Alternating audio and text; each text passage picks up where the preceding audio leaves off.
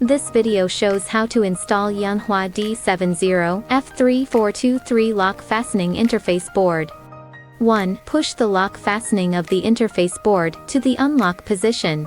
Find the interface board installation area on the instrument according to the visual positioning mark on the interface board. 2. Find the correct positioning holes of D2, D3, and D4 on the instrument. 3. Place the interface board accurately into the installation area. Align the pins with the D2, D3, and D4 positioning holes.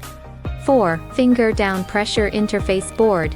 Push the PCB lock buckle to the locked position to lock the interface board. Installation is done.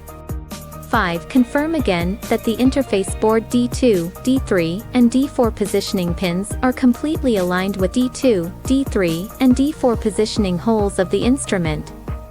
Yanhua MQB interface board has the advantages of compact size, precise pin positioning, easy installation, pin connection is firm and stable, not easy to loosen, and safer data reading and writing.